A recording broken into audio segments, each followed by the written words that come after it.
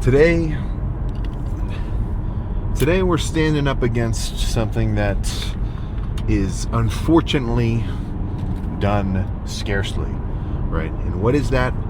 For one, that's working out whilst on a trip, which is pretty classic reasoning out of anything. You know, I'd say holiday,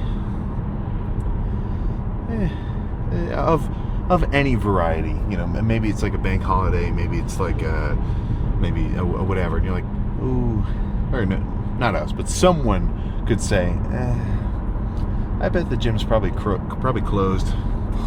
Screw it, I'm skipping today. Oh, dude, come on, it's spring break. You're sure it's gonna work out, or it's anything along those lines. You know, there's an unfortunate percentage of people where they're not actively looking for a reason to skip a lift, but it's just this subconscious like detector. You know how the predator can see in regular like light, but also infrared. It's the same thing, right? They're looking at a regular day like, okay, I'm going to work out, I'm going to this, I'm going to that. The idea of it feels good, so okay, let's plan on it. And then in reality, switch to the infrared vision, and then they say, ooh,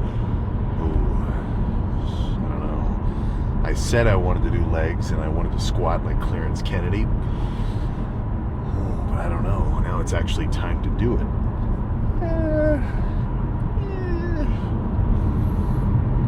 There's two scenarios there. With a leg day, maybe skip the gym entirely, or just do a lighter lift or a more chill lift, like back or arms, which I guess is better than nothing, but the principle of it is still rough.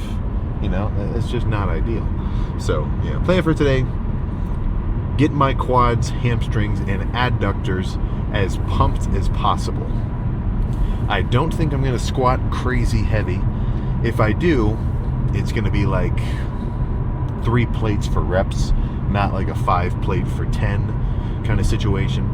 But I'll see, because I've got a leg extension, leg curl, adductor machine, seated leg press, or I guess, you know, regular leg press, and then a squat rack. So that's all there is. And that's not a problem. I mean, honestly, if you boiled it down to just these 5, like as many fancy pants machines as there are out there for, you know, whatever, like a kneeling leg curl single leg or an individual leg extension, you know, they're all just slight variations of the basic. You know, every breath stems from sun breathing, where, you know, you got a leg extension or a squat. Oh, well, you know, squats, that's a lot of weight on your back. Let's do a leg press. And that's its own topic that gets me a little bit, not annoyed, but just kind of like confused, because I see a lot of discussion on certain movements, you know, being placed higher on the scale of quality of, like, for a workout, where it's like, oh, you got to do this. This is way better than this. Why would you ever do blank? Why would you ever do whatever? And it's like, well, you know, I understand your logic, I guess. You know, the idea of, like, you know, just how much activation does that movement cause, or whatever. Like, I get the gist. But if that whole approach is like, okay, what is the best? What's the best for you? What gets your quads the craziest? You know, burning, squeezing, pumped, fatigued, everything. Like, what does that for you that you like? You know, like that's to say, as much as we could say, okay, there's proper sprinting technique, you still got to actually run it. You know, somebody could tell me how to sprint a 100-meter dash like Usain Bolt, and it would never happen. I think I probably got a strong 16 seconds, maybe a little quicker than that, but definitely, I don't know. I've not done a full-on sprint of any distance for quite a while, so I don't think I'm interested in testing that. But sure, you know, we can talk about what to do, and then there's still doing it. Right? And I want to focus on that doing it part. I know that a leg extension is going to really let me squeeze my quads, especially if I go lighter and really burn it.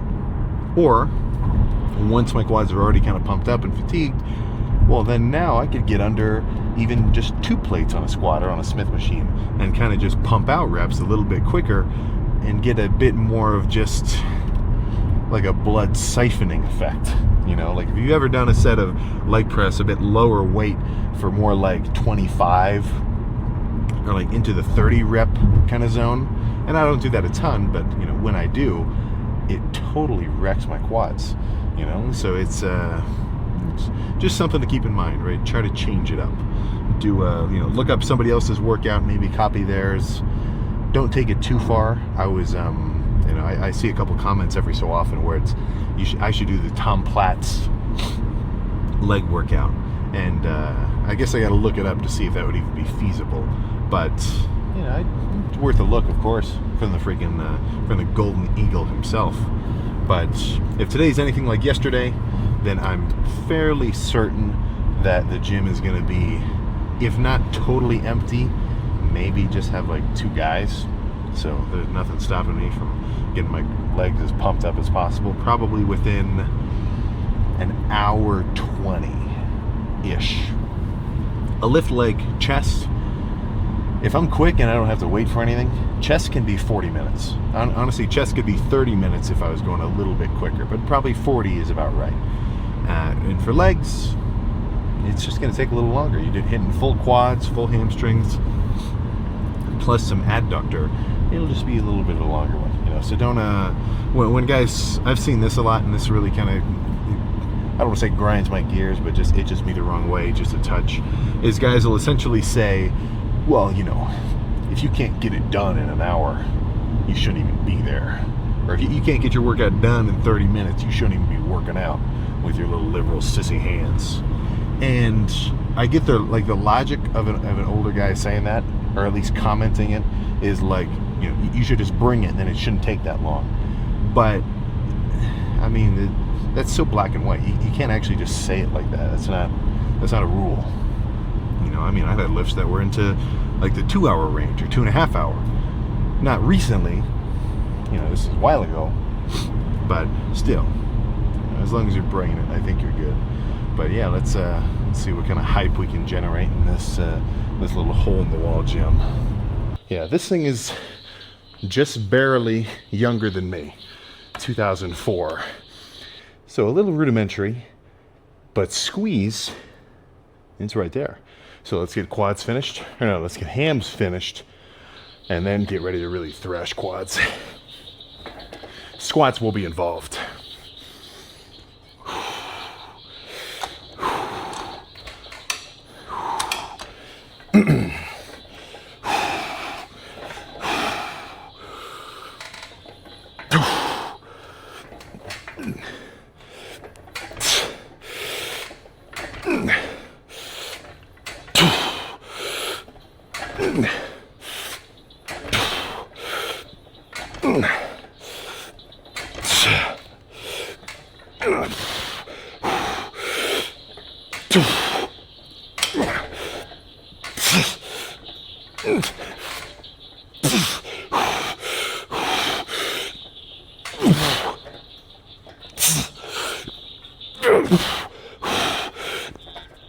Okay.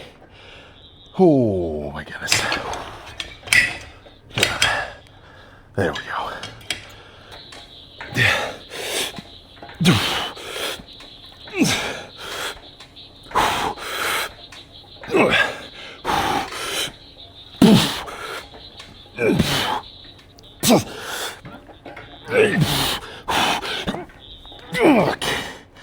Oh my gosh. Okay. All right, 2 more of these. 2 more of these. I'm getting excited to use that old squat rack. Okay.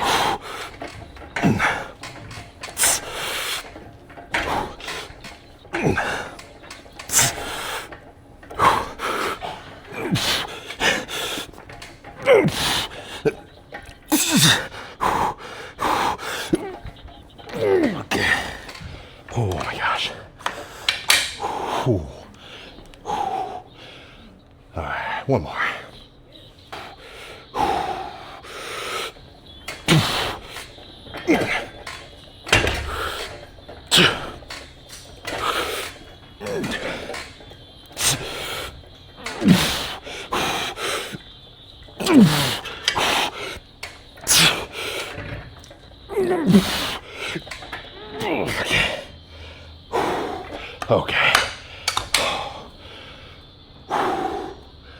Let's get quads warmed up and get some squats started.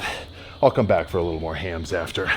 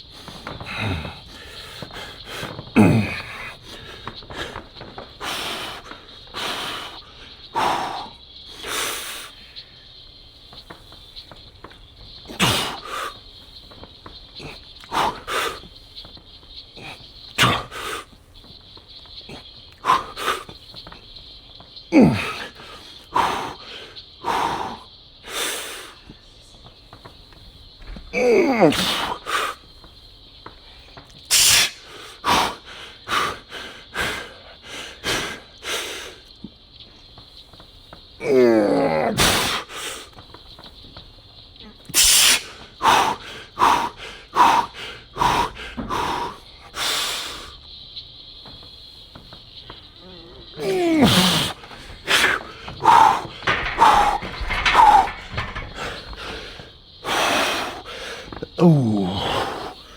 Oh. Oh my God. All right, yeah, there we go. So that workout did not get cut short,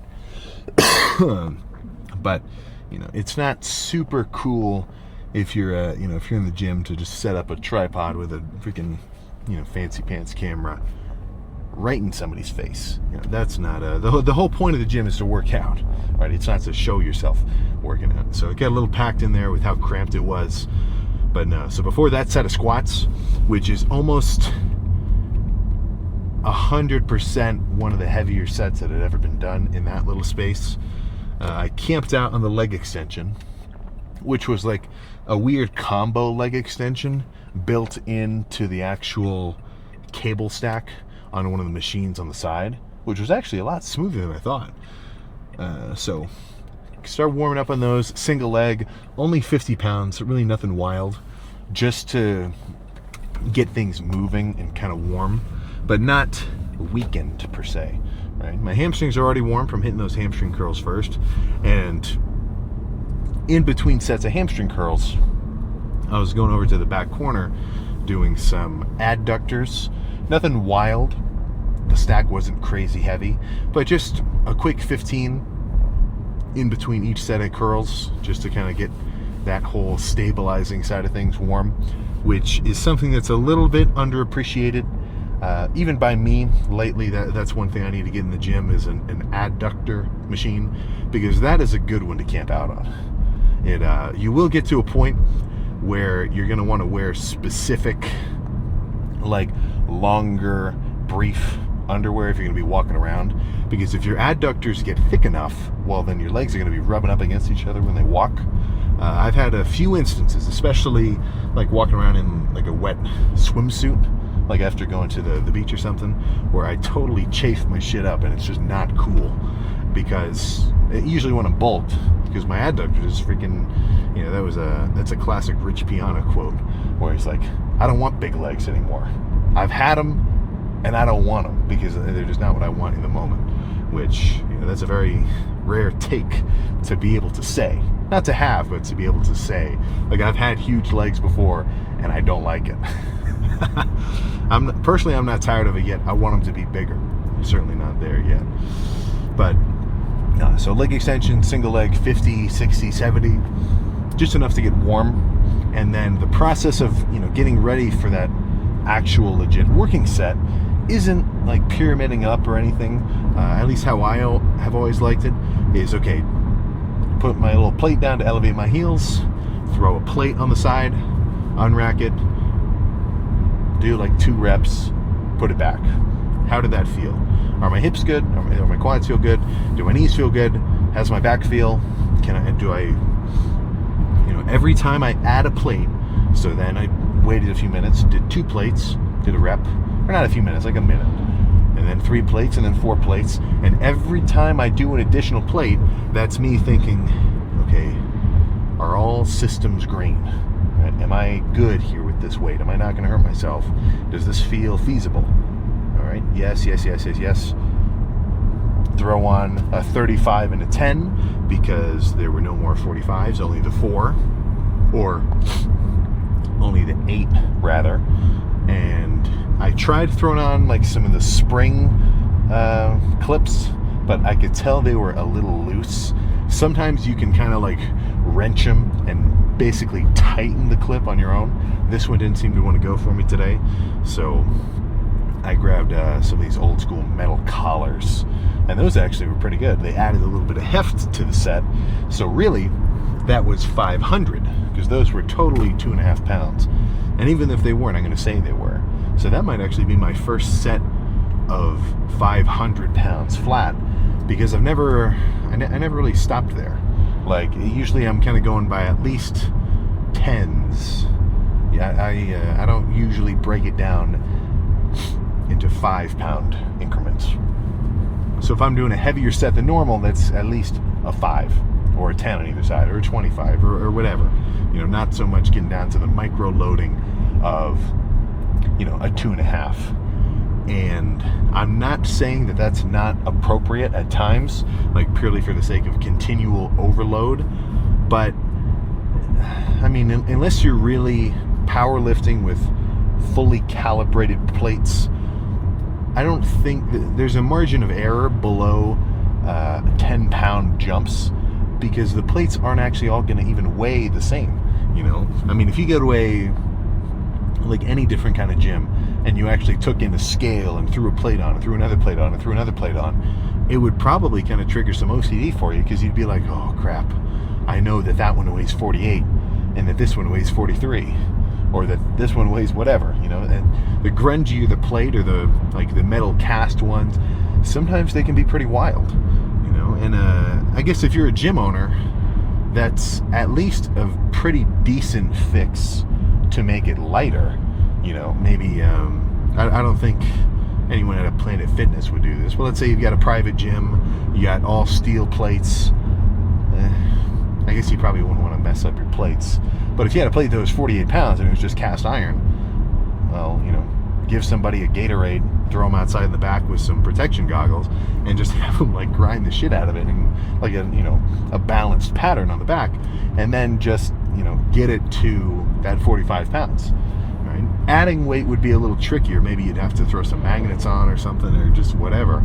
But at least bringing it down to the right weight is I'd imagine a relatively simple process, you know. But either way, 5 on, big breaths, and an Attack on Titan kind of funk edit playing at the same time. That was good. And that's one thing that I am particular about, is I like to have a mirror right in front of me in a squat set. Like if there's a squat rack that's when it's just out in the open, like it's fine. It doesn't totally throw me off. Like I'm still good. I can still get a good workout in. But I would certainly prefer up against the wall with a mirror. It's kind of a little easier for me to visualize like where I am, you know, because I can see, okay, I'm getting low, I'm right there. Boom, okay, shoot up. And I also can kind of see if I'm wobbling any kind of specific way. But in terms of mental cues, you know, not to turn this into just a squat talk, but I'm thinking a few things very specifically. For one, I'm thinking big brace, keep my back as straight as possible. If anything, maybe even imagine it a little bit arched, just, you know, to make sure I'm actually at least totally straight. And then I'm trying to keep my head at least up. What I don't want to do is let my head fall forward, because where your head leans, or where you're looking, right, your body is going to follow. So if I'm trying to keep a very upright vertical stance here, you know, it doesn't even look normal to have your back upright straight and then your head down. You're turning your back in like a weird S curve. You know, I want it to be pretty much in line. So that's my main thing. And then in terms of width, like feet wise, foot stance, do you step on a plate? Do you just go totally flat-footed? There's a certain amount of preference which is just going to stem from your own biomechanics. How long are your knees? Or no. How long are your shins? How long are your femurs? Is your hips, making your quads want to really flare out, or your knees want to really flare out? Or are they kind of in line where you can keep them pretty close to just going straight out in front of you? There's not a specific answer. That's kind of something you'll just have to uncover for yourself. I used to squat when I first started. This is when I can only do maybe 300 as a max, that I kind of got into squatting a little bit, and I was doing exactly what a classic high school strength coach would say: wide feet, toes turned out, knees out, like you're doing a sumo squat, which for me just sucked. It hurt my knees. I didn't even really it didn't really work with me, but I didn't know that I could really try a bunch of different stances or elevate my heels or anything. So after I did it, squats for a couple weeks, and I'm like, this just hurts my knees. What am I doing? Well, then what am I supposed to do? Right? Keep squatting with hurt knees and feel like I'm messing myself up, or stop. So at the time, I guess what seemed like the best option was, man, screw squats. I'm not doing any of this. This freaking hurts. I'm doing leg extensions instead and some leg press, which not a terrible idea. Some people are going to say squats hurt and then they don't do legs at all. That's much worse. But once I got back into it, and I'm not joking, it really, my whole squat motivation, apart from everybody's watching the old Tom Platz videos, that's huge. But also, I used to watch a bunch of the Juji Mufu videos, and whenever they would bring, I've probably seen every Juji video where they brought Clarence Kennedy, this Irish powerlifter guy, Olympic lifter, I mean, and he's just a total nutcase. He's not a 250 pounder, or I don't know how heavy he is, but much denser, not even more, way more athletic. He's still jumping around and you do backflips and twists on flat, just grass, and then he's still front squatting 500 and cleaning 4. It's just totally nuts. But he squatted very upright, more upright than I can, because I can't put the bar on my traps. I can't really squat high bar. It just fucking hurts. I can't do it. I've got to rest the bar right above my rear delts on the middle of my traps. That's not super low bar, but for me that's about right. That feels the most natural for me. Another point of preference that could come into play. But watching him and all the Chinese weightlifters especially, I don't want to say just them, but they really are the best example, because when they squat, they're super high bar, which I can't go that high, but they don't even bend forward at all. They're just standing up completely straight and then getting into a crazy deep squat position, deeper than I'm going to go. But it's still a good example to look at because of just how consistent their form is and how quad focused it is. Their glutes are coming into play, but their quads are nuts, So as much as all these workouts are for the sake of, muscular development, there's no getting around squats have a little extra to do with it. Because I think, and this is a little bro sciencey, I don't have a study to back this up. I'm sure there is one though. But at least if I'm in an off season, or even when I'm dieting down too, but much more apparent in an off season, when I'm eating a ton of food and I'm super full, I feel like my strength universally increases when I'm doing heavy squats, just because of how demanding and complete, or not complete, but just how much of a majority of your body is activated in the process of doing a really heavy back squat, So it's I've gone through periods where I couldn't squat. My adductor was off, my knee was doing something, it just wasn't, squats weren't working. And I feel like my strength in total, as an organism, suffered. And leg press won't do it. Leg press will not do it for you.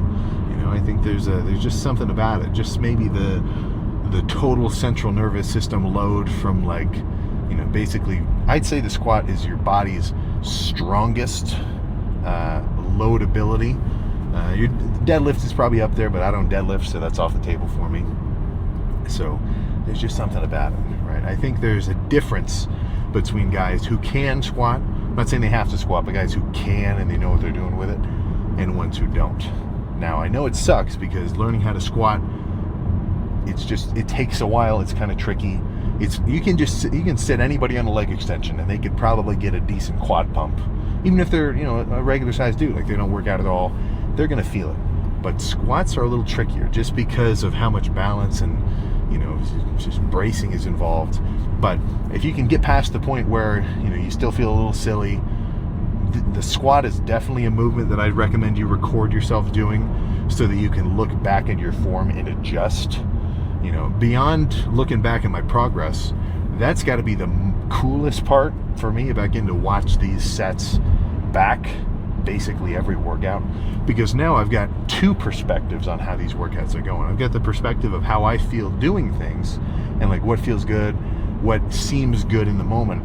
But then I've also got a third person view that I get to see later, or I could see it right after if I wanted to see what that set looked like. And I can say, oh, I'm leaning a little bit to the right, or my right shoulder is a little higher than the left on this, or just, little things like that. So there definitely is a point in terms of improving your training to busting out the tripod, beyond just turning it into a workout edit or anything else like that. But yeah, tomorrow is going to be quite the chest day, I can guarantee it. I'll definitely be back in there. So whether or not that ends up being, shit.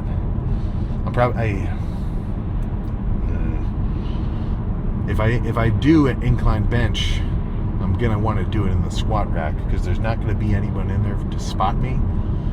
But incline bench is very rotator cuff heavy. Like if I don't really tweak my rotator cuff on incline bar or on incline dumbbell or machine press, it's usually incline barbell, just because it's a very constrained movement path because your hands don't move in or out the whole rep. I like it, but dieting down, not so necessary.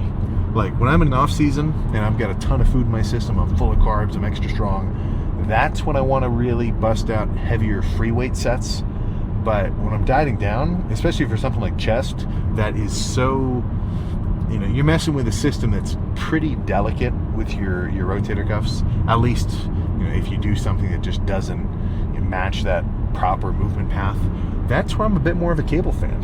You're going to see me throw around some weight next off season, incline bench, incline Smith. But dieting, not so much. Dieting is a little bit more, or it just calls for a little bit more of a kind of squeezing approach, right? Like if I had to pick one movement for chest for this entire diet, I said this in yesterday's video, I think, it would definitely be just a converging cable press. Either like a standalone machine, like the free motion one, or just like taking two cable stacks like you see at any gym, throwing an incline bench in the middle, and then setting it up yourself. Yeah, so that would definitely be the one. Just because you can go heavy, but you can also go light squeezing. So it's kind of the best of both worlds all in one. So if you were gonna, let's say I had to pick, I've been on a kick of like every time someone says like what are the top 10 movements that you can only do for the rest of your life, I think I've been saying like incline dumbbell just because incline dumbbell is cool, but I think I'd actually have to pick that incline or that flat-ish cable press, because even in one press you could leverage more upper chest or more lower chest, or just straight up flat and get the whole thing in one. So yeah, whether as a little ender, whether or not you're working out in a freaking Gold's Venice or a Powerhouse or a whatever, or just a tiny ass hole in the wall gym or maybe one of your buddies' dads has a garage gym and you're the one jumping in there with their crew. But no matter where it is, just make sure you're getting it done, because that's it's this weird, not weird, that's not the right word. There's an interconnection, I feel, between people that are into working out, where beyond progress, beyond skill, beyond size, beyond accolades, when two people are really getting it done, anywhere across the world, I think there's an extra connection. There's just a little something. Even if they don't know that the other guy is working out, or like maybe you know your buddy who lives in, or he's on a 6-month trip in Japan and he's doing whatever. I like the idea that I know right before that set of squats that I just did, someone else hit one and they might have gone harder than me. Someone else is doing their cardio while I'm doing it, and they're not complaining, right? They really want to do it. Or somebody's sticking to a meal, or somebody's eating a bowl of 6 ounces of ground beef and they're saying, this is pretty good, right? Just with salt and pepper or something. So it's the fact that we're all kind of playing the same game just makes me feel a little more excited about it, because I know it's I mean, shit, yeah. I guess any activity is like that, but in real life, it's just this open world where everybody's got their own kind of journey, and sometimes they cross. And that's the really cool part. A lot of those journeys are about to cross in about 2 weeks. Or not even 2 weeks, less than 2 weeks, over in Vegas for the Olympia. And that is going to be freaking sweet. Yeah. I'm excited for that, but I gotta finish this trip before I start thinking about heading over there. But yeah, if you'll be there, maybe we'll pick a gym. I know Dragon's Lair is freaking awesome. I'll definitely be in there. So I guess that's all I got for today. Badass set of quads, or badass set of squats plus everything else. So now I just get to go home and eat something. So we'll see you tomorrow.